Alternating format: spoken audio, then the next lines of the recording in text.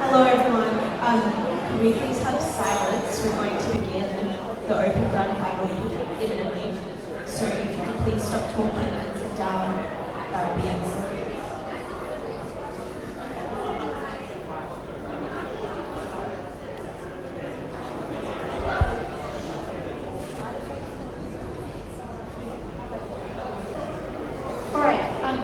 We're going to begin.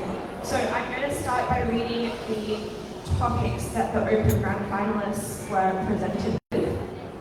There were, if you can believe it, 3 topics. The first one had an info slide which reads as follows.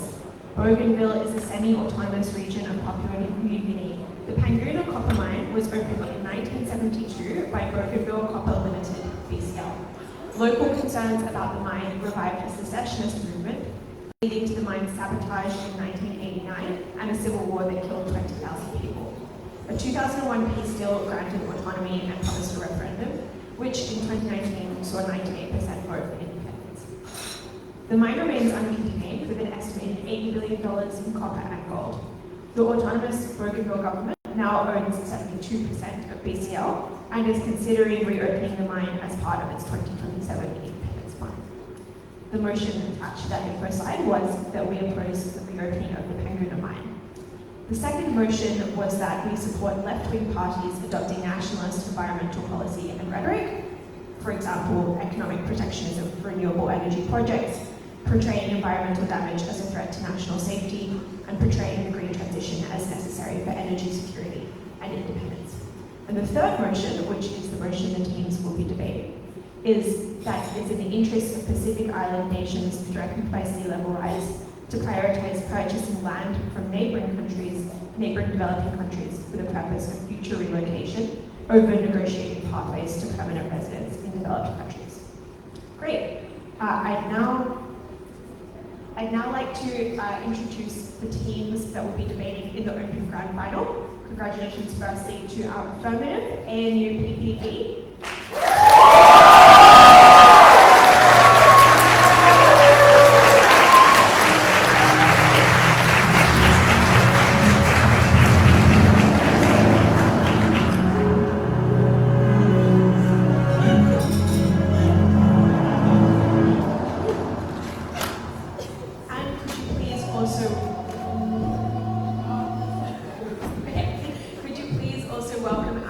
Negating team NUS TTY.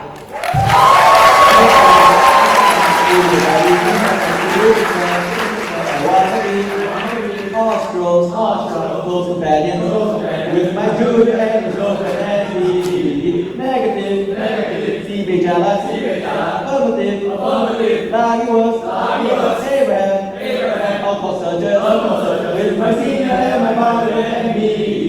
Polite, at the final. This is when you win who die.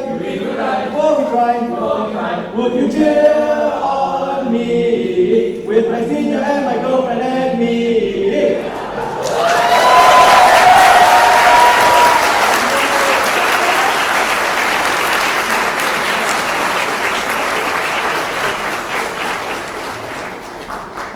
Thank you very much, and congratulations again to both teams. I'll now introduce the panel. So my name is Ellie, I'll be the chair. I'll pass the microphone down the bench for the panelists to introduce themselves. Udai. I'm going to go the best. Aisha, good luck. Banun Sabri. Niamh, best of luck. Sunghyun, good luck. Hey, great. Thanks very much, everyone. We will have debate keeper at the bench timing your speeches, but please feel free and encouraged to time yourselves as well. Let's get the final underway. Without further ado, I'd like to welcome the first Affirmative speaker to begin the debate.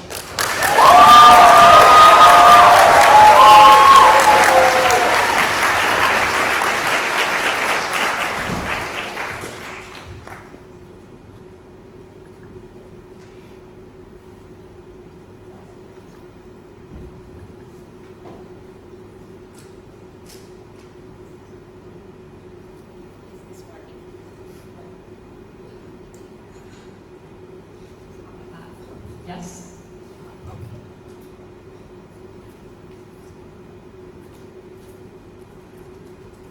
Before I start, I do want to say shout out to the Angad Society. I'm so grateful and proud of how much we've grown in the 5 years that I've been involved.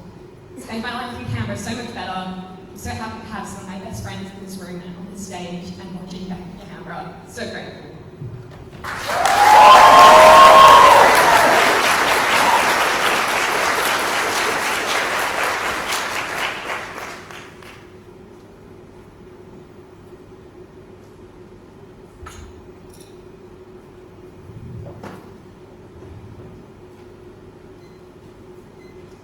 First setup and 2 arguments. Firstly, why negotiations are poorly on their side, such they are not likely to get their solution. And secondly, why even if they do get the solution, it is likely to be one that actually negatively affects the people of the Pacific Islands. Firstly, on setup, a couple of things to say here. The first is which of the 6 states likely to be purchasing this land. That's probably states like Tuvalu, Kiribati, and Palau. In contrast, the states they are likely to be purchasing land from probably are neighbouring Pacific states that are less vulnerable to the effects of climate change. That looks like, for example, countries like Fiji. And note that a lot of Pacific nations that are vulnerable to climate change are particularly flat, which means there doesn't need to be a huge degree of difference in elevation, such they are probably relatively safe to immigrate to when that land is purchased. The third piece of setup is which countries you are likely to be seeking permanent residency from. And that is probably likely to be countries like Australia and New Zealand. That is because those countries are particularly close, but also because the Pacific Islands do have relatively strong relationships with both of them.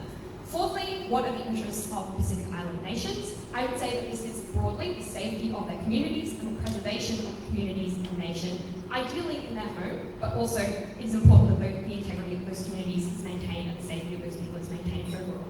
Fifthly is just to empirically note that some agreements have occurred with respect to immigration between Pacific Island nations and Australia. So, for example, the agreement between Tuvalu and Australia, which, for example, allowed about 1,000 Tuvalu people to immigrate to Australia over a number of years. However, that was for quite a significant concession, which is that Australia is able to get a final say on a significant degree of foreign policy in Tuvalu. That is set up. Now explaining why negotiations are likely to go poorly on their side. And the purpose of this point is it explains why our plan is far more likely to be successful because any sort of negotiation that occurs with Pacific Island nations is far more likely to be successful than negotiations with Australia and New Zealand on their side.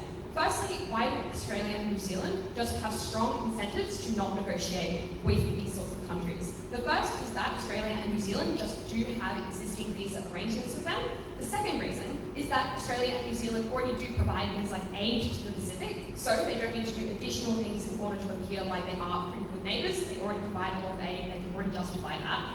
But thirdly, I would just note that a lot of governments in Australia and New Zealand do have relatively strong anti-immigrant stances and rhetoric, have existed in politics for a long time. For example, I've noted in Australia, anti-immigrant rhetoric has been a significant part of political campaigns since about 2001 as a result of things like the Tampa incident. But I also note that these nations often tend to be have climate-denying governments. For example, they do have, in Australia, where we have significant resource extraction industries and coal lobbies, which just means that they aren't sympathetic to the sorts of issues that Pacific Island nations are likely to bring here. So, even in circumstances where we do have relatively progressive governments, that means there is still no incentive to give the sorts of concessions that they are likely to want. But also, in the worst cases where you do have conservative governments, like in New Zealand, these negotiations are likely to look actively oppositional. They are likely to go relatively poorly. What is the impact of this? I think this just means that any negotiations with these governments are likely to result in a high degree of concessions that are really bad for Pacific Island nations.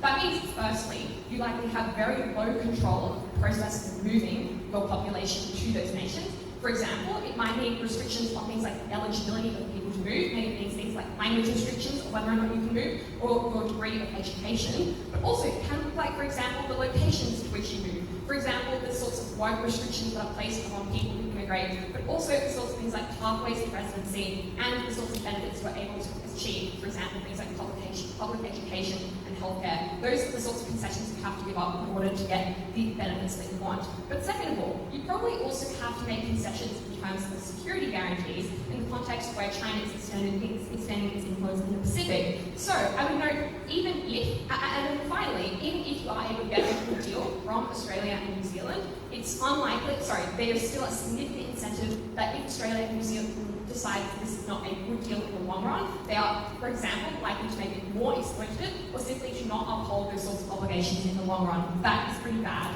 I would note the impact here, particularly in terms of security guarantees being given as concessions to Australia and New Zealand, is that this, some of the largest amount of development aid to Pacific nations comes from China. So if you're making security concessions with respect to that, that just means you lose a huge amount of development aid that is critically important to your country and really bad, really bad for your country. So why are negotiations in comparative likely to be far, far better on our side? The first is relatively simple. You're just asking for a lot less. You're just asking for a bit of land. And also, it is perceived as a far more equal exchange because you're getting money for that land. That just means you're far more likely to get those negotiations to be good. But second of all, I would just suggest that Pacific Island nations are just much more sympathetic to you in those negotiations because there is just a greater shared cultural identity and a shared linguistic identity that exists within these areas. Also, most Pacific Island nations just do have an interest in stopping climate change. That has been demonstrated empirically in the existence of the Pacific Islands Forum. There is a shared, there is a great degree of aligned interest here, which just means these negotiations are far more likely to be in your interest. The impact of this is critical in this debate because, firstly, we're just more likely to get deals more quickly. And I would say that not having a deal in place is an act of harm for them on their side, which means speed is particularly important in this debate. That is because climate change is a particularly urgent threat. The existence of climate change as a threat and an anxiety among these populations is the sort of thing that undermines economic growth, undermines investment, and undermines buying to government in these populations. So that just means there is an act of harm while there's no deal because we get that done quicker and it's far, far better. But second of all, in terms of impact here, we're just able to move more citizens for less concession. That is obviously huge because we should care about the safety of the citizens in this debate significantly.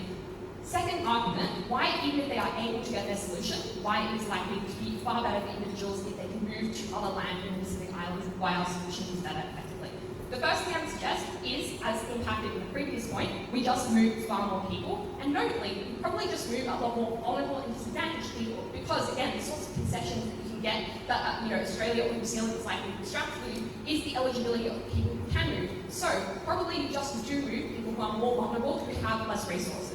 But secondly, we also suggest that due to the greater integration between Pacific Islands in terms of things like education, it probably just means once you do move to another nation in that area, you do have to do less things like retraining. For example, a degree is more likely to be recognised in those nations, which means you can do the sort of work you're qualified for, rather than having to move to a country where your degree is not recognised and you have to do the sort of work that's underpaid and exploitative and awful for you. That is far, far better on our side. But thirdly, I would just suggest there are a number of difficulties moving to a country like Australia or New Zealand. These countries do tend to be relatively anti-immigrant. There is a significant degree of racism. Not being able to speak the language is incredibly hard, and not knowing the sorts of laws that you are likely to encounter is incredibly difficult. I would just say that maintaining your communities is just far, far better on our side because you are able to live in, there is just a huge intangible benefit of living in an area that is your own. That is something that you really care about. That's where your community feels greatest. But also, it just means you have better support networks, you are close to your family. Those are the sort of things that matter significantly to people's safety, to their mental health. That is obviously a huge, huge benefit in this debate. What do we get in this debate? We get far better concession. We get far better negotiations. We move people to places where they are likely to set themselves up for success. That is what is critical in this debate. Very proud to affirm for the last time.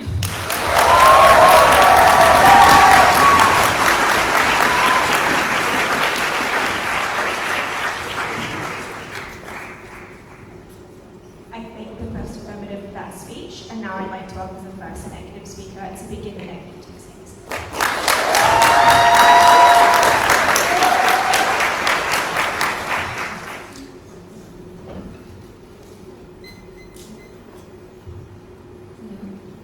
Hello. Before I start my speech, I'd like to give a few short shout-outs. Firstly, to the Asian debating circuit and our friends from the Philippines, Malaysia, China, Macau, and many more. We are very proud to be an Asian team standing on the final stage of Australs today. To Singapore, to NTU, to NUSTTY, Ian, Wayla, and Ryu, and our seniors Sean and Dion, thank you so much for your support. To my teammates, the most talented debaters I know, Justin and Cavan, words cannot express how proud I am to call myself your TV. Thank you.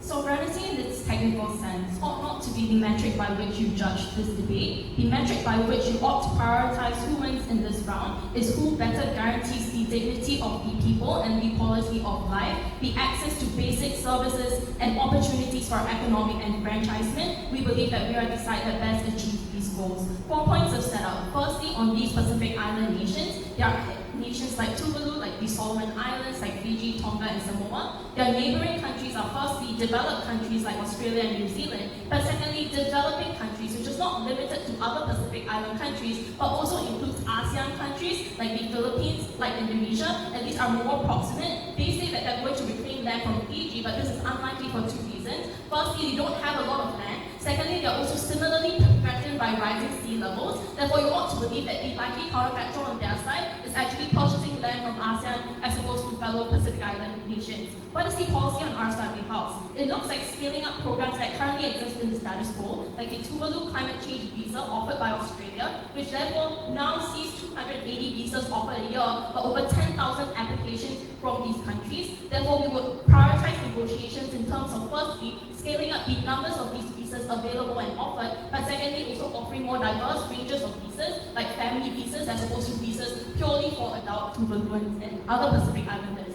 Secondly, I want you to note that purchasing land doesn't actually create sovereignty on their side of the house as well, and therefore both sides of the house subject displaced Pacific Islanders to statelessness. Why is this the case? When you purchase a parcel of land in another country's sovereign territory, that territory does not become your sovereign land. You are still subject to the federal laws and jurisdiction of that country. You have no control over the trade barriers or foreign policy that it adopts, and therefore you ought to believe that ASEAN governments would negotiate in a way such that they have imminent domain to reclaim the land if something arises. Governments include these as clauses in as insurance because it affords them flexibility because they are hesitant to permanently surrender land to a foreign country. Thirdly, why are these policies mutually exclusive and why we need to prioritize negotiations over the purchase of developed land? Firstly, negotiations requires money and political capital. They say that negotiation is difficult, but we have countered FIA to use the money that they are spending to purchase entire plots of land to develop and make our diplomatic relations better, to perhaps give them some form of monetary compensation for these visa programs. Those are all things we can do on our side of the house. Secondly, diplomatic attention is something that is a limited resource.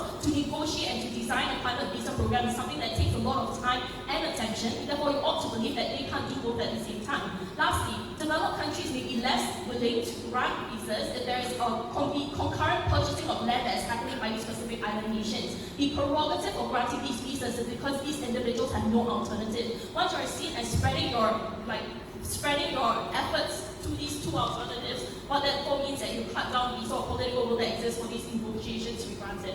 But lastly, this is a time-sensitive debate. Every day that passes, climate change ravages the homes of these individuals. Sea levels rise incrementally. Therefore, you ought to buy that on our side of the house, if we can prove that we get our benefits faster, that in itself is a metric by which we should win this debate. Firstly, why does relocation to developed countries via visa programs actually work and is actually good for individuals? Firstly, these developed countries have more capacity and more incentive to house these refugees. Firstly, on capacity, these are very small numbers of Pacific Islanders because these nations don't have very large populations. You ought to note that Australia and New Zealand currently intakes thousands of migrants a year. This is a relatively small proportion of what they're already intaking. But secondly, even if Affirmative says that these states are anti-immigration, the comparative is that ASEAN states who are literally surrendering parcels of their land and compromising their sovereignty are likely going to be as mean, if not more mean, in the negotiation process. So you ought to believe that on a comparative, these countries are friendlier. But secondly, on incentives, these countries have more liberal values as compared to ASEAN countries. They are more accepting of refugeeship to a reasonable extent.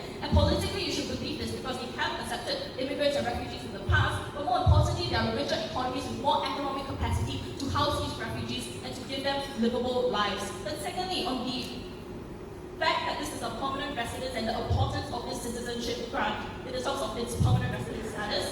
Firstly, being a permanent resident allows you to own property, allows you to access state services like healthcare and education. Obviously, this is to a smaller extent than a normal citizen would, but still relatively good benefit. But secondly, it represents an expedited pathway to citizenship because once you get a PR, you oftentimes can more easily convert that PR into citizenship. This is massively important for the quality of life of these individuals for two reasons. Firstly, they exist with a state with a developed infrastructure and civil service. They have services like healthcare and education. But secondly, they have the right to access these slate of resources because they have the status of permanent residents, which therefore gives them the prerogative to access these resources. Secondly, why is purchasing land such a bad alternative from their something house? First, you ought to know that these developing countries are oftentimes very unproductive economies that have land use across a majority of the surface area of their land. They're mostly used for agrarian purposes, for extraction and mining, etc., etc. Therefore, you ought to believe that these land parcels are going to be very expensive and priced at a high level for three reasons. Firstly, land is finite in supply. Secondly, there is more leverage and negotiation in this situation because these Pacific Island nations are clearly going to them out of desperation and they know they have the upper hand in that negotiating table. But thirdly, you buy out land from rich feudal landowners or MNCs or state-owned enterprises in the status quo, which therefore means you oftentimes have to compensate these private actors as well. So it's going to be very unclear why the quantum of money that's required on their side to purchase land is going to be one that's small, we posit that's going to be very large. Secondly, the quality of this land is not good. This is undeveloped land. Things like land on the outskirts of Ho Chi Minh, for instance, are not going to be part of this debate because they are already in the Vietnamese government's development plan. So the kind of lands that we're talking about are barren and remote, underdeveloped areas that are non-arable in nature because if they were arable, if they had potential for development, they would have already been capitalized upon by these domestic governments. What is the impact of this? Firstly, the process of negotiation with ASEAN governments is one that drains a lot of resources and takes a lot of time. You ought to believe that saving and accumulating capital to purchase pieces of land from other countries represents huge sums, upwards of billions of dollars for these nations, and there's a huge opportunity cost they incur at that time in which they're accumulating capital. Because firstly, that money could be gone to better negotiate your visas, but secondly, it looks like the provision of welfare and protection infrastructure for climate disasters, things like building seawalls for vulnerable coastal communities, brandish them against the short-term impacts or demands of climate change. These are all things that are important, things that you can't do on their side of the house. Secondly, purchasing is incredibly delayed because these countries are scared to give up their sovereignty because they don't want you to have permanently surrender your land to you. Therefore, you ought to believe that this takes a long amount of time. Secondly, once you get the land itself is not important, it's not that good because there's a huge amount of upfront cost needed to develop the basic infrastructure on the land. The land is not utile, basic groundwork like piping, utilities, construction, and electricity lines are all not there. But secondly, you ought to believe that the standard of living for these individuals is extremely low as a result, both at the initial stages of relocation and continuous into the future, because the benefits of development on their side of the house is contingent on the governments of these states being able to scrounge up enough resources after purchasing the land to actually funnel that into construction and development of infrastructure. But if you believe that these countries, firstly, are not that rich, and secondly, have already paid massive amounts of money to get that land in the first place, you ought to believe that development is going to be very slow and not very good.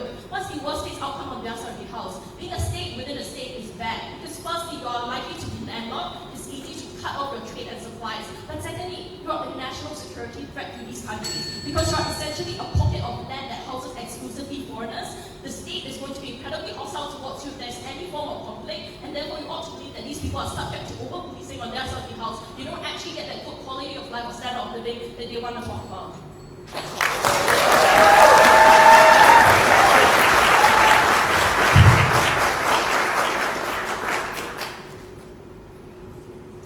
I thank the first negative for that speech, and now I'd like to welcome the second affirmative speaker to continue the affirmative to the space.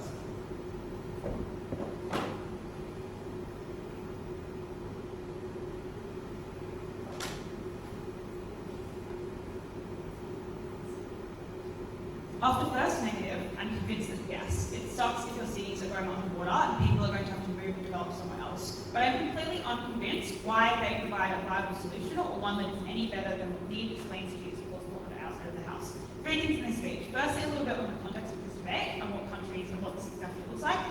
Secondly, I'm going to talk about the negotiation process and why countries have consented to engage on either side. And finally, comparing the quality of life of people when they do move. Firstly, on what countries we're talking about. Because this team, I think, is rather sneaky and tries to go, well, this is about any precipitation moving to Asian countries and relatively more developed countries in Asia. I think Niamh explains at first Affirmative what this debate is actually about. And that is small countries that are going underwater, which is only a relatively small proportion of Pacific nations. Because to be clear, sea levels are rising, but not at rapid pace. If you have any form of mountain or hill, you're pretty okay. You've got to be incredibly flat. And I think the topic indicates that. Because it refers to neighbours, and I think it is just untrue that sorts of countries like the Philippines that they talk about are the neighbours to nations like Djibouti. That just is implausible and not what the debate is about. So I think we are talking about moving much more proximately to nations that are more similar to you and that are more developing, rather than the more developed ones they want to. And I think that's critically important. So I think a vast majority of their analysis is based upon countries that are different to you and distinct and wealthier. That is analysis that applies to Australia, not countries that are culturally more connected and sympathetic to the plight you're facing. The second thing they say is that you don't get sovereignty when you purchase these areas. Yes, this is true, but again, Niamh explains in your response why you get far, far more sovereignty when you're negotiating with a smaller actor than when you're negotiating with a bigger one, including indicating how countries historically, when they have tried to make deals like this, have gotten an incredibly small number of visas in exchange for massive security guarantees from countries like Australia and New Zealand. Okay, let's talk about the negotiation process, because this team spends a significant amount of time both why on earth would countries sell land to these people in the first place? Why would they do it if not for a lot of money or for just like really, really bad quality land? I think it's pretty clear why you would sell land, because you are being paid and you're not using the land. Most countries have a lot of land that they are not using. These countries are not fully developed. As this team says, perhaps they're farming in some instances and are willing to sell it off to someone who is buying from it. I just think it is probably true that you can buy a decent amount of land and develop them. These countries are developing themselves. And I think particularly if you have some degree of shared sympathy and identity with these people, you are aware they're going underwater, you are a partner with the government and you want to negotiate, you want to see them continue to be able to exist rather than dealing with the crisis that comes from sea levels rising and people having nowhere to go, the political instability that would cause underwater. So I think that just means, sure, it's kind of maybe not all countries ecstatic about selling all their land. We need parcels of land in some countries. It just seems implausible that there aren't countries willing to do this for a degree of money. But also just compare that to Australia or any other country, which is to say, how much money do you have to pay per person to get a visa falling onto their side? It is deeply unclear why they're willing to do this, and that is for the various incentives Niamh explains. This team says, oh, the reason that willing to do it under their side is because they view you as having no other option, but you do have another option. That's what this debate is about. There are two options and it's picking one. And Australia is aware of this, which is why they can't say no and historically have said no, unless you give them a lot of money or a lot of, generally sovereignty in exchange, because that is what they want. They are already wealthy. Okay, they then say, well, I'll explain this later. Cool. Let's now compare the ICE, which is what we explained, they just don't have to do it. And we explained then that even if they do, for example, Australia does accept you, it comes at the expense of support when facing climate change in other instances, particularly from countries like China. And that's because when you, for example, have a security guarantee with Australia in exchange for 1,000 visas or 1,500 visas in their best case, you have to give concessions, whether that is financially in better trade arrangements, whether that is aligning military base at your borders, that do just mean you align more in the Pacific. And when there is a fight in the Pacific, as an incredibly important security area, in the possibility of ongoing conflict between China and the West, this is just something that means you're far less likely to be able to get aid from China to face climate change or to relocate into the future. Which means that even if you think there is some benefit there, it comes at an expense. And finally, I think you actually, in some instances, risk losing the aid you already get from Australia in these instances, because as they say, Australia's like, why aren't you taking this alternative that you would otherwise have? Why are you making it our problem to do so when you could instead be doing it on our side? I think it's plausible on our side that Australia is ecstatic that you are not trying to negotiate visas with them, and instead are willing to help contribute to paying for the land on the outside. They're willing to assist you in aid in that instance. Let's talk about the life in these countries, because they want to tell you that this is just going to be really disastrous. We're going to be a state and a state. It's likely to be bad land. The first thing that I just want to point out in weighing here is just how many more people we are able to relocate on the outside, which they don't engage with. Which is just to say, they again get a relatively small number of visas, and visas that are probably only accessible to people who are relatively privileged within the societies they come from. That is people with degrees that Australia views as employable or favourable, or who just have the money to be able to pay for the rents, increase, like flights that it takes to move somewhere else. I think this means that just the number of people who are able to be relocated on their side is incredibly small. On the outside instead, I think it is clear that when it is smaller cost, you have land and are able to build, for example, more high density housing, more people are just able to escape the reality of their houses potentially going underwater in the future and the stresses that come alongside that. Let's compare then why, beyond just the number of people, the life is also additionally better.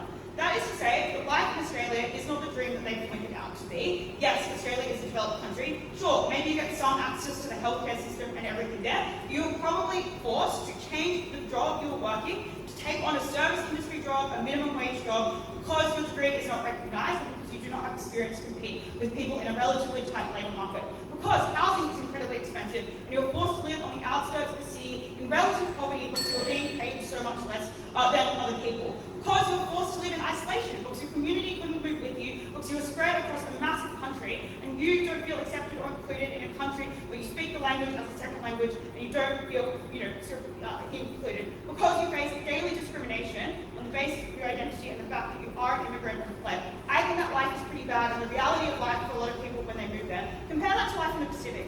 Even if it isn't great, even if the area you're living on is not the best, I think you're able to retain a far stronger connection to the home that you live in and the home that you care about. Perhaps you're able to keep your job in your home country and go work, fly and work week in, week out. Perhaps you're able to visit when it is a loved one's birthday or significant celebration. Perhaps it is just that you are in the Pacific where religion, language and food is significantly more shared and you feel much closer to who you are and the people you care about. I think integration culturally and economically is far, far more likely. You're far more likely to live in a community, as they can see, by living with people around you rather than being dispersed across a big city or across a big country and with people who are far, far more similar to you. How does that engage with what they tell you about how it's really, really hard to develop this land and it's likely to be really difficult? I want to be clear, yes, it is hard. We're not saying that this is easy. These countries are struggling and are precipice, but it is incredibly hard for them to help people and to help people when they do not have land or to go to and people are stuck having no houses in the country they live in and they don't have an alternative or plan for them because Australia has just rejected it or a new Australian government has come in and said we're not going to offer the visas we promised last year. I think it's far, far easier to get support to do development in other countries for people to be sympathetic to the fact that you need to move and develop, you need to build a place in Vanuatu to house your people and to give you some money to be able to build that and, develop it. There's also probably just land that is relatively developed and people are able to support and depend for each other. These are not countries without healthcare systems, these are not countries without education systems. You're close to the health and education systems you know how to navigate and care about. I think that is far, far, far more preferable life for people and one that is just so much more likely to occur plausibly with negotiations.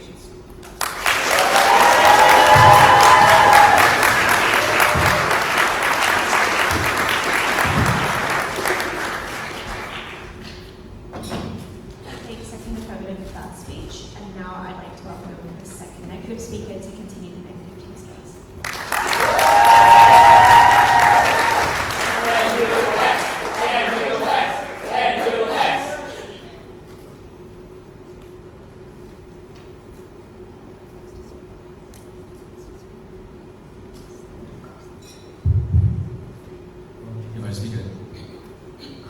If I speak at this volume, is it okay?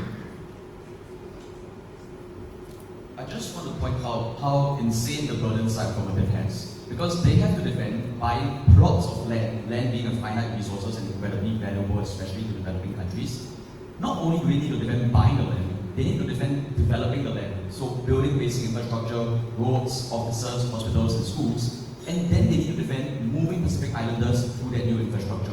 I want you to think how much money this expends. I want you to think how much time this takes for Pacific Islanders which might not have a lot of government funds, for Pacific Islanders that are facing a very urgent crisis where the sea levels are already creeping up on their coastal regions. Compare this to our policy, which is moving them in to an already established economy with already governmental services available, healthcare services and educational services. In terms of the burdens of this debate, we have clearly met ours. The world has never witnessed a problem like this before. A nation lost not through war or conquest, but through the wrath of Mother Nature that was invoked because of human hubris. And because we are facing such unprecedented circumstances, this team must be radical in reimagining the ways we think of statehood for Pacific Islanders who have their nation erased off the face of this earth. We explained that the reason why statehood is important is not just about the concept of having your own piece of land.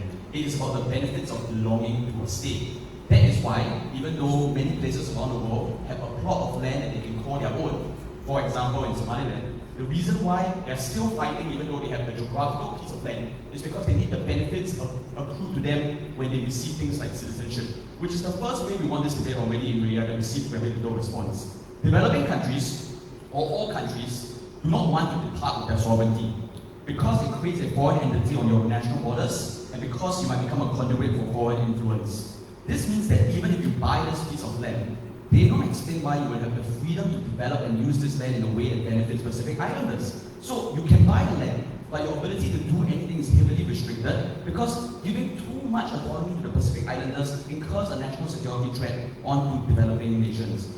And what makes it worse was what Rhea talks about, which is that when you purchase a piece of land and you move the Pacific Islanders to a plot of land, maybe Indonesia or Philippines, they don't have citizenship. And they don't answer this question because being statusless is incredibly frightening, where you can't access property, healthcare, or education, where you can't access things like starting a family, where you can't go to the hospital, you cannot get your voice heard because your political voice is silenced under bureaucracy. This amplifies the vulnerability of an incredibly vulnerable class. Compare this to obtaining permanent residency, which is firstly a pathway to citizenship.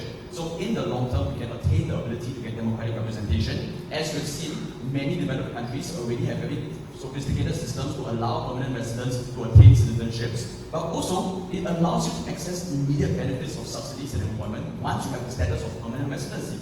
Their concern here can be primarily summarized as developed countries will not accept this. They will not want to let you have the climate visa or give you permanent residence. This ignores the sophistication of Rhea's analysis that explains why developed countries have declining birth rates and therefore can justify climate visas to fill labour shortages as they have historically done.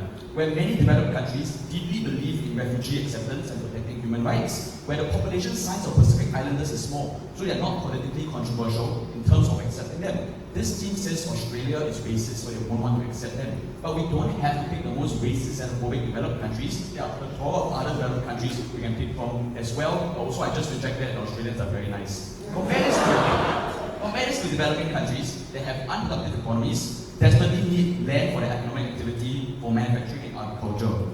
The mistake this team makes is assuming that land is in excess surplus for developing countries, which is just simply untrue. If you look at many developing countries that lack resources and have unproductive economies, one of the only things they have is their land actually.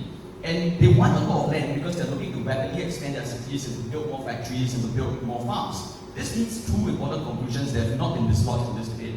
The first is the land will be very expensive, especially when developing countries know that they have leverage because Pacific Islanders will become increasingly desperate year on year. So if they just prolong negotiations for 1 year, they know that they can increase the price of land, so this is a perverse incentive.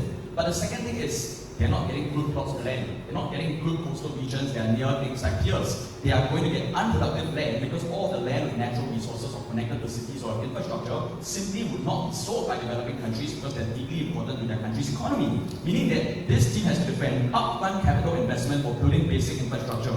So, they might be moving to smaller nations, but there is still a power asymmetry, right? Like developing nations are smaller, I guess, than developed nations, but this doesn't respond to the fact that there's still a huge power asymmetry due to the unique circumstances that the Pacific Islands are in. But this land being underdeveloped was a huge harm that they needed to trade off. Because in a country with a strain on resources, this means that they do not have the exit velocity to leave. If you're moving to a plot of land that doesn't have much developed and is really weak infrastructure and not much employment opportunities, the willingness for you to leave is incredibly low. From this premise, we win the debate on a few weighing metrics. Firstly, on scale, it is cheaper to negotiate visa agreements once we get the verbal agreement or the written agreement to accept climate refugees. Then we are able to get in thousands and thousands of people. Compared to on the other side of the house where they only activate their benefits after the land purchase has been negotiated and after the infrastructure has been built.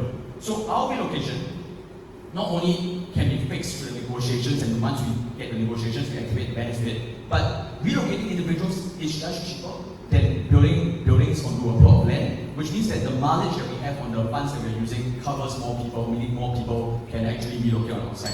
But the second way we won this debate was on urgency. their side needs to negotiate the purchase of land and then build infrastructure, which takes decades where coastal areas might be already submerged.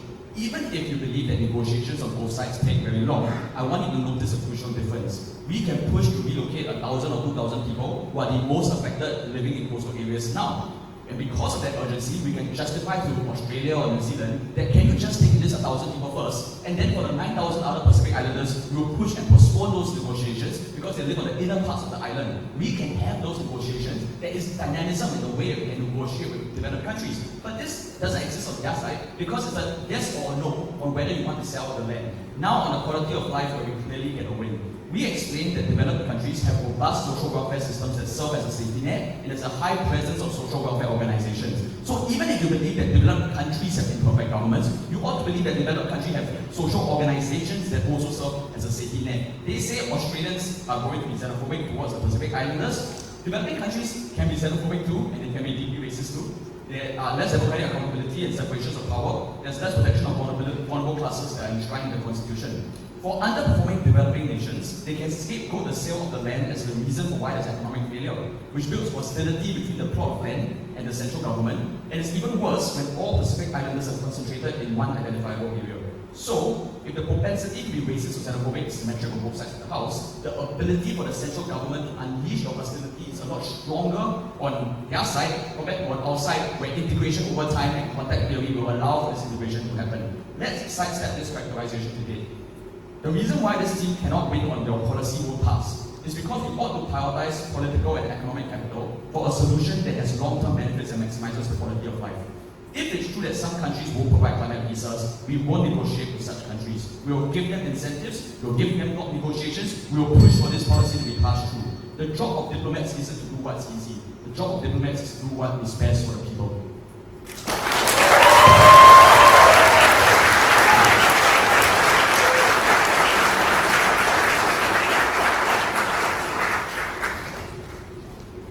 Thank you very much for that speech. And now to conclude the substantive portion of the affirmative team space, I'd like to welcome the third affirmative.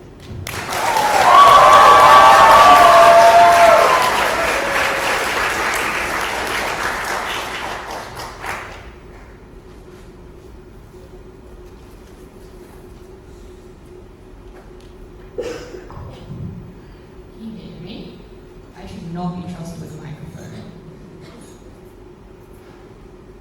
The essay Our Sea of Islands was pivotal in transforming perceptions and narratives of the Pacific identity away from conceiving them as small islands in the Pacific to large ocean nations in which people had power over huge swaths of water. Moving within the Pacific allows people to maintain that connection to the ocean, Pacific, and their identity. Moving to Australia or New Zealand would make them small islands in a country that is hostile towards them. Three things in this speech. Firstly, briefly on characterization. Secondly, on negotiations. And thirdly, on which plan is better. Firstly, on characterization. If I had one Chinese yuan for every time I was affirmative in a grand final that came down to a weird characterization clash, I would have two of those. But in this case, I think we are far more reasonable. I think Gypsy already explains why it's like the other Pacific states. I give the intuition perhaps that you know that Hawaii has volcanoes, so therefore there could be high land in the Pacific that people could likely move to, and why there are the other states there. But I would also just note that it seems intuitive that Pacific states would move to countries that they have closer and pursue negotiations first with countries they have closer relationships with. E.g., all of the states in the Pacific Islands Forum that have been fighting together for policy on climate change internationally for the past 20-odd years as opposed to ASEAN states. It just doesn't make sense. They then suggest in that second speech as well on a characterization question that it wouldn't have to be Australia or New Zealand. We were being charitable by giving them that option. Obviously, yes, it does. Australia is the largest donor of foreign aid to the Pacific by a country mile. Obviously, your best chance of this plan working is with those countries, but obviously still it does not. Okay, secondly on negotiations. The first thing I want to note here is that it's not clear that in this debate we're tied to having to ask for sovereignty with this land. It's totally plausible that the negotiation tactic could be just asking to buy the land as a place for people to live and then participating in these countries alternatively as regular kind of non-citizens who might have access to the education system and healthcare. We would pursue the form of negotiations that worked best and was most likely to be successful. So I don't think we're tied to that push there. Firstly, can you negotiate with Australia and New Zealand? They give two reasons to suggest why this might be possible. Firstly, they say you could offer them things like money in exchange for the visas. The of money that you alternatively use, I guess, on the outside of the house. And secondly, they say these countries have relatively small populations, so they're not really a threat. The first thing to note here in engaging with how Australia and New Zealand view the Pacific is that they're quite often deeply pragmatic. The reason why they give so much aid to the Pacific right now is that they are deeply concerned about the alternative of China providing more aid to the Pacific, which essentially is perceived as a threat because it allows China to gain a foothold and ability to use this land for military or naval capacity, which means Australia does not care about the Pacific in and of itself, and it has a massive incentive to, in return for any concessions it makes to countries that are far smaller than it, get something out of those deals in return. I think the way that you know that Australia doesn't really care about the Pacific that much is the fact that it did not take meaningful climate action, and still has not taken meaningful climate action under the Labor government, despite the fact it's a relatively more progressive government right now, and it would be deeply beneficial to Pacific states to do so. So I just don't think they can get away with suggesting that these countries have a clear incentive here. But the next thing I would note is, yes, these countries have relatively small populations. Obviously, the population of genuine asylum seekers in Australia is also extremely small. They were still deeply politically unpopular to sympathise with them. Australia is literally a country that had offshore detention centres that were human rights violations in Papua New Guinea. That is the country that we're dealing with here. Australians are actually, in fact, quite xenophobic, but also specifically scared of refugees. But the final thing that we explain here at first to no response is, even in circumstances where you have the most progressive governments, there is just no real incentive to offer these specific pathways to permanent residencies. Firstly, because Australia already has visas for Pacific, like for labour mobility for Pacific people in the first place, which you can point to as an alternative, that people can already come to Australia and do unskilled jobs. It's unclear why they need a pathway to permanent residency as well. So you don't have a particular argument there. But secondly, because they already give so much aid to the region, it's deeply unclear that they're not fulfilling their burden to the region as well. So they can't be kind of persuaded, I guess, on the idea that would make them look good alternatively. We also explained the real problem here is that these countries have inconsistent governments. New Zealand has a relatively conservative government right now. It's unclear that they would negotiate particularly good faith with the leaders of the Pacific countries asking them for permanent residency. Australia could well have a conservative government in the next 3 years as well, which just means that it's unclear that these negotiations work out well. There are just not even ideological disparities between them, because often more conservative governments don't even believe in the legitimacy of climate change in the first place. So providing these visas would acknowledge that that is a problem that would require a different domestic policy as well, so they're unlikely to do that. Secondly, can you negotiate with other states? The first thing I want to note is this is empirically a reality that is occurring at the PIF right now. Countries are talking about within the Pacific about moving things, which just suggests that Pacific states are not as concerned about losing their land as the negative team suggests they would be. Otherwise, they would be shutting these conversations down in the first place. But we explain they're likely to work well for Australia in the next election. It's totally plausible that you no longer have these visas, and then of course all the problems also occur. Secondly, is this a good plan? They say it would cost a lot of money. Firstly, we already explained that you're likely to get better negotiations, which likely also means the relative cost of being able to access this land is much cheaper. In comparison to the amount of money you would have to provide to developed countries as well, for whom this money is worth less, to be able to get the same kind of value out of a visa as well. But secondly, I think they just ignore a massive cost on their case. This is the cost of requiring your children to readjust to an education system that values totally different things, is in a different language, is by totally different standards. There is a cost of people reskilling, because in the Pacific, the University of the South Pacific is a campus that exists across multiple states, but may not have the same capital to be able to recognize graduate diplomas in places like Australia and New Zealand. That is a massive cost that occurs to them. Yes, perhaps there are some upfront costs of doing development, but we would also suggest that countries are likely to be relatively positive about integrating people into their states as well, because you get a benefit from having labour that is coming from overseas, especially if that labour is relatively useful, because they tell you these countries are relatively small. In comparison, we think those are likely to be far more involved in actively redeveloping these things. But also, finally, as I alluded to in my introduction, you just have way less power over where people live under their side of the house. Perhaps people can live in their perfect world a relatively good and stable life, but it is not with that community that you would have if your government brought you land in the Pacific. I'm so proud to propose.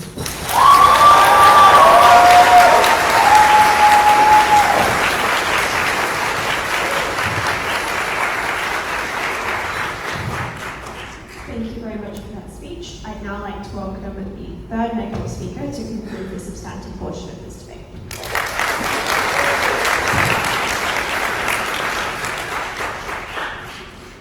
Okay, testing. Two parts to the speech. First, what deal do you get? Second, you've moved, now now what? Firstly, what deal do you get? The thrust of this team's claim is that Pacific Island states like you so much more and will therefore give you infinitely better deals. We told you 3 things down the bench. 1, this is not the only context that exists in the round, because obviously these other neighbouring Pacific Island states are also threatened by climate change and simply don't have much land or money. So the other part of this debate, which is about moving to countries like Indonesia, which is relatively close by, but are therefore actively hostile because foreign people are establishing a state on your borders, means that that version of their statehood is a facade and a sham, and their states have no power to enforce their will. But second, engaging with the rest of the round, they don't actually explain the incentive, because the mechanism is they are close to each other and therefore like each other. They have a common history. But guess what? Malaysia and Singapore have an extremely common history, and we are often direct rivals with each other. Like, I might like you, but Cavan might not like you. And the structural reason is because China and Australia, by competing for influence in the Pacific, often pit them against each other. So they haven't met the burden of proof for their own argumentation. But thirdly, they don't deal with our structural case. Asking for too much means that even if there's some sort of incentive to give you what you want, they're simply not willing to give you what you want. The problem is that these are poor and small nations that don't have the infrastructure to house thousands of migrants. They don't have any capacity to give up valuable and limited land. So the upshot then is that the deal you're going to get on that side simply sucks. They're going to give you terrible land. They're going to charge you a ton because they've got you over a barrel because your climate is going to become uninhabitable. Their only response is in second when they say the Australian government will give you money to move there, but they will see absolutely zero benefit of helping Tuvalu move to other Pacific states. By contrast, we explained that Australia and New Zealand to an extent will be awesome hosts for 3 reasons. First, as they concede, these are norms which already exist. We give them aid, we give them visas. The 2025 Tuvalu is an extension of the 2024 Philippine Union. To the extent to which this is already an idea that exists in the minds of the citizenry, we can shift that overton window over time. Secondly, clearly the rhetoric against these sorts of immigrants isn't actually that large. For one, we were okay with the 2025 Tuvalu deal because there are only 10,000 of them that exist in the world, and Australia takes in thousands more every single year in immigrants. This is not that hard to convince your citizenry. We also explained that there's obviously some amount of cross-cultural exchange that already exists. They are still somewhat close by, so their map can work for our case, but also, obviously, in either case, there's a large and loud liberal demand for them to be included because we recognize that climate change is the fault of the Australians necessarily. But thirdly, the capacity obviously exists to a large extent that clearly influences your willingness to extend any deal to them at all. When you are rich, you can help them, and therefore you want to help them because it is going to be good optically both to your electorate and to international audiences. Their response is they will only give you aid if you see a benefit. Notice how damning this is on your case, because this is a rhetoric that applies to their Pacific states too, which are going to be just as selfish because they owe duties primarily to their citizens and not necessarily the citizens of Tuvalu. See, they don't explain why in their comparative there actually is a benefit from the perspective of governments who they are moving to. By contrast, there is a benefit in the minds of politicians in Canberra because when they integrate into your economy, they work for you. They are able to fill up jobs. They are able to compensate for shrinking populations. They are able to do a lot of these things, which means that over time we can shift these sorts of mindsets. We broke this deadlock in 3 unique ways. First, how much are you asking of them? Cavan and Rhea explained to your response that when you ask them to give up very valuable land, that is simply a higher ask as opposed to simply you as the government still owning your territory and letting them come in. That explains therefore that the gigantic sums of money that they use to buy up this land can obviously be used for far better deal making on the outside of the house, sidestepping their visa issue. But secondly, how do perceptions change over time? Their concession is that these are siloed pieces of land. Siloed pieces of land that will be unproductive for decades, and in that process, you're going to be utterly dependent on the incumbent governments for, aid, for bringing in the materials to build everything, and in that process, there's a decent chance that you'll be continued to be framed as parasites and mosquitoes. You are sucking money away from your own citizens. But secondly, if it is like a separate piece of land, I don't understand how they get their integration effect. By comparison, integration on our side occurs when you become more economically integrated and slightly more similar culturally. You become somewhat of a part of their Australian identity. That's a world in which citizens over over time are willing to extend more benefits to you. But third deadlock breaker was on desperation. Notice the lack of leverage from the perspective of Tuvalu, for instance, is largely symmetric because you are sinking. But on that side of the house, there's an increase in the willingness to screw you over because you are poor and you need their money. On our side, there's at least a chance that you act with magnanimity because you can afford it, you will want to afford it because we will bring pounds of money to you. Second clash, will this necessarily be a good idea when you move there? Against this, there are three pieces of attack to our case. First, you don't get support for climate change, but that doesn't make sense as an argument because everyone moved on our side of the house. But secondly, as that wealth increases over time due to integration, as a word which you need to protect yourself once you move to Australia. The second attack is that these are degrees which aren't recognized. But think about it, this probably is symmetric to a large extent on either side because those other Pacific Island states, it's not clear that there are good jobs for everyone for the people with degrees in these countries. But noticeably, with PRship, we sidestep that problem. You can study and get the degrees that are actually recognized in these countries. You save over time and can afford those degrees because you get access to cheaper healthcare and things like this. The third attack, not everyone can get visas, but this is clearly contingent on the previous clash about deal making, we want that conclusively. But secondly, over the long term, again, the people who moved initially, like the 280 Tuvaluans who moved this year, they are able to make money and then bring over their friends and family later, so this is a problem that doesn't matter. What did we tell you therefore? We told you that on their comparative, this land simply sucks so bad. Firstly, in terms of certainty, you will be poor for decades. That land is not going to be valuable for sure. You will not have money to build things because you spend all your money buying it. So in the short run, on our side, you have access to good systems because the jobs exist due to declining birth rates and you will be at least safe from the climate crisis, so you don't need to spend there. But in that long term, you earn in AUD, you can move into cities with established infrastructure, and this is not perfect, but these are people who are adaptable and resilient. They can always build these communities up later, a la Chinatown or Little India in Singapore, with the savings that you build up. Second, on choice, we get better deals, which means that our communities are also connected to the ocean, and with that money, you can fight for yourself. You can still maintain some semblance of your cultural heritage and ancestry. But thirdly, on risk, notice their best case, you move to another Pacific Island state, climate change could inevitably worsen. It seems like they restart the process again after a certain amount of time. The thesis of our case, therefore, by the end was simple. First, sovereignty is not just a word, it is the power to decide for yourself, and the prerequisite to that was having the money to live with dignity. It was providing citizens with a decent standard of living, and that was principally required. But second, Asgard is not just a place, it is a people. We were willing to lose things like statehood to an extent because on our side, you still retain community, culture, language, and that was all magnified by having the money to promote it within Australia over time. This team needed to prove to beyond certainty that the deal was going to be that much better, that these Pacific Island states would love you so much more and give you everything you want to overcome the certainty of our case, that you didn't need to build new infrastructure, that you didn't need to buy up non-valuable pieces of land, that you had the certainty of a good life on our side. I beg you to oppose.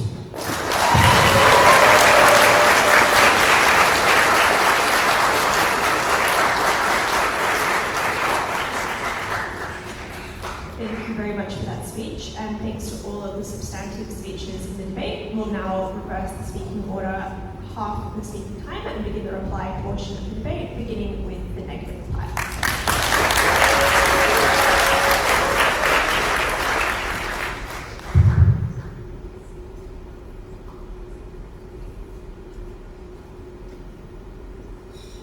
First, on negotiations, which is where Affirmative primarily wanted to debate.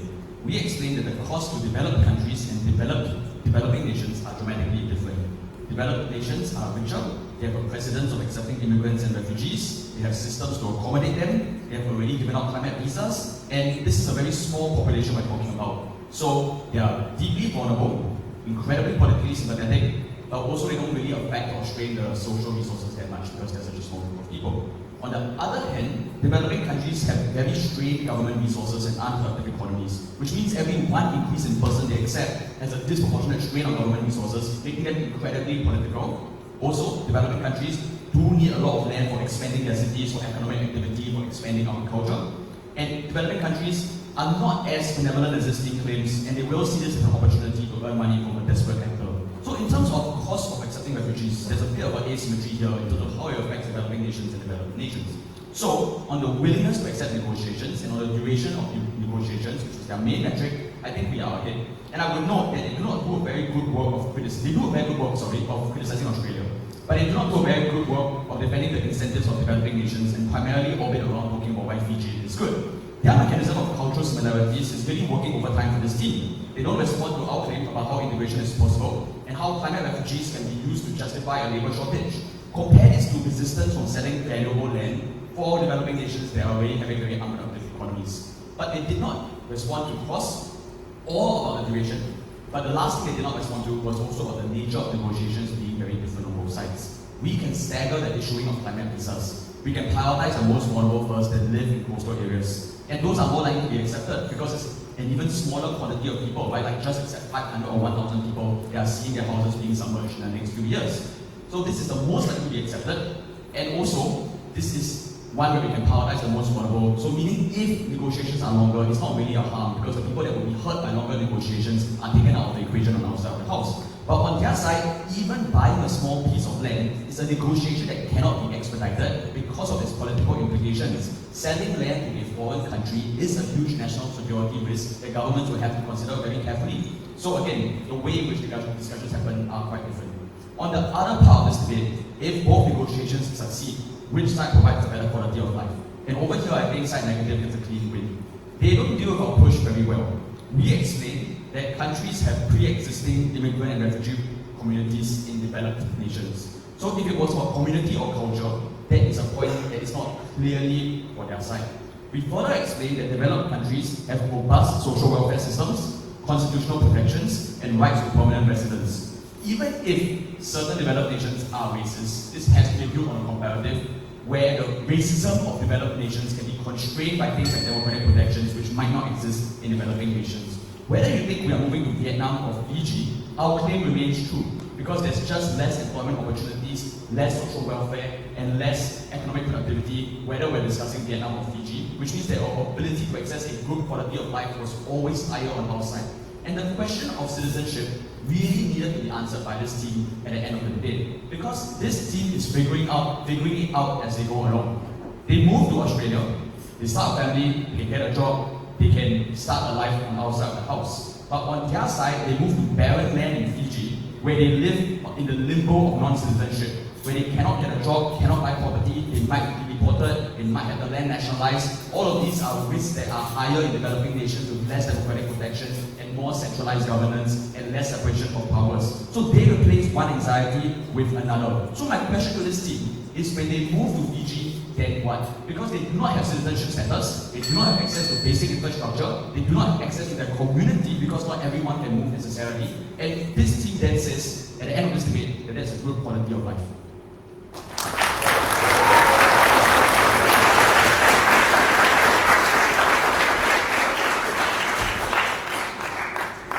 Thanks very much for that reply. And now to conclude the debate, I'd like to welcome the affirmative reply speaker.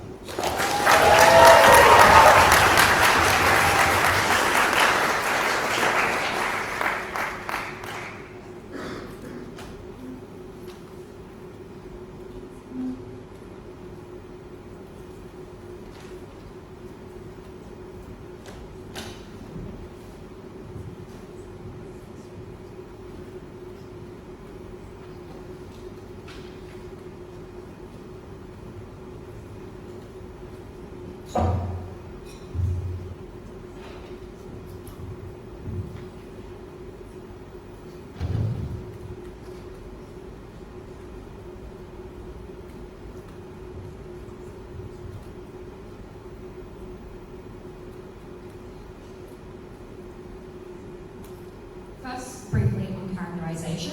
They say this can occur, you can go to countries like the US or to other developed countries. We explain that it's obviously likely in your interest to pursue negotiations with countries that are close to you, already have relationships with, already have agreements with. Obviously, the sorts of countries we're talking about in this debate, the choice is between immigrating to Australia or New Zealand, or it's about negotiating with your close neighbours that you have aligned interests with, that you are likely to be able to get that good deal. Firstly, I'm going to deal with why quality of life is significantly better in our world.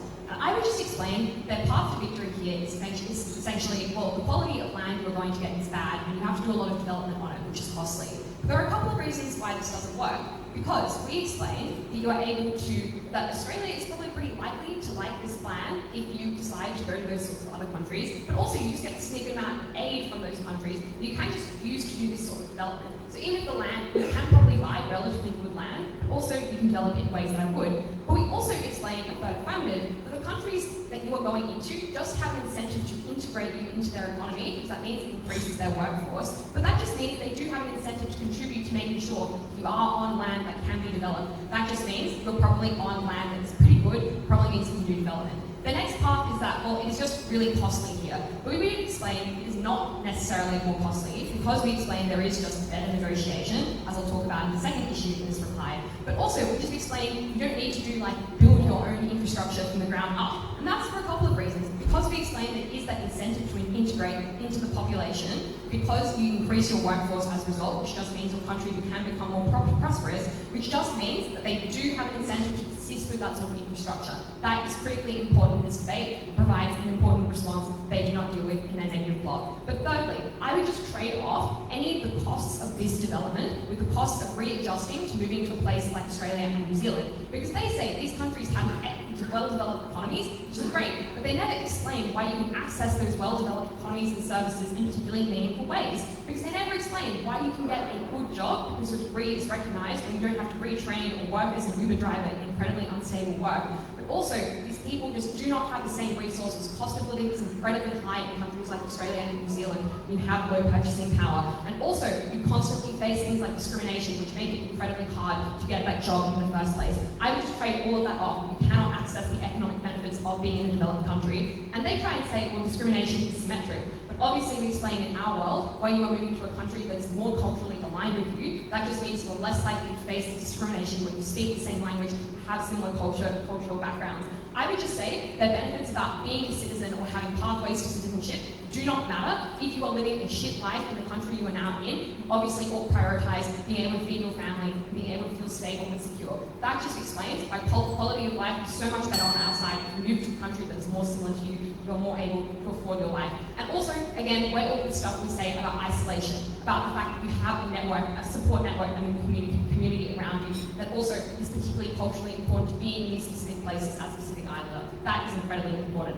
But finally, on negotiation, and whether or not you're likely to get a better deal, whether negotiating with Pacific Islands or with Australia or New Zealand. And the question here I would ask is just, which country is likely to ask for more from you? Because is it a country which you are relatively culturally aligned with, which you have the same interests in terms of combating climate change, or is it a country that is seeking only to ensure itself in the specific in terms of security, that is relatively anti-immigrant, that is relatively uninterested in climate change, and governments back up on this over and over?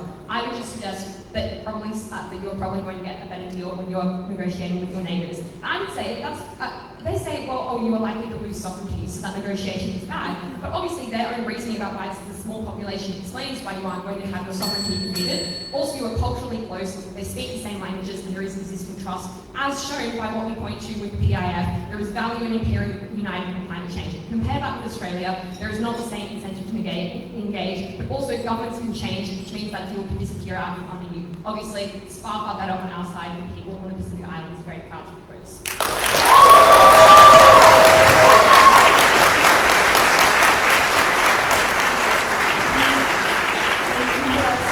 And thanks to all of the speakers in the debate. Congratulations once again for making the grand final, and good luck.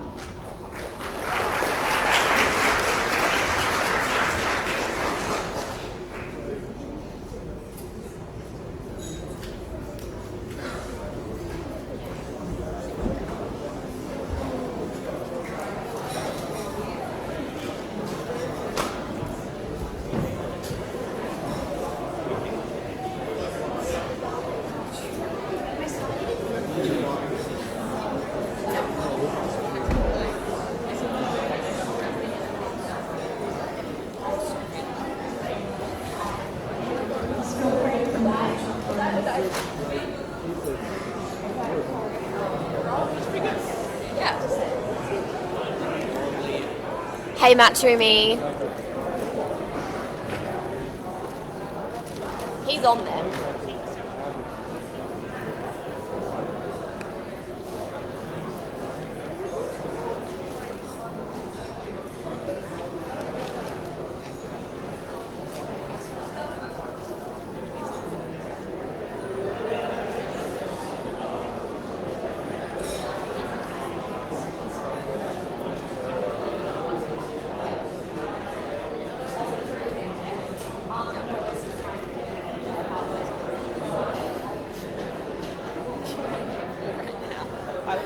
for someone.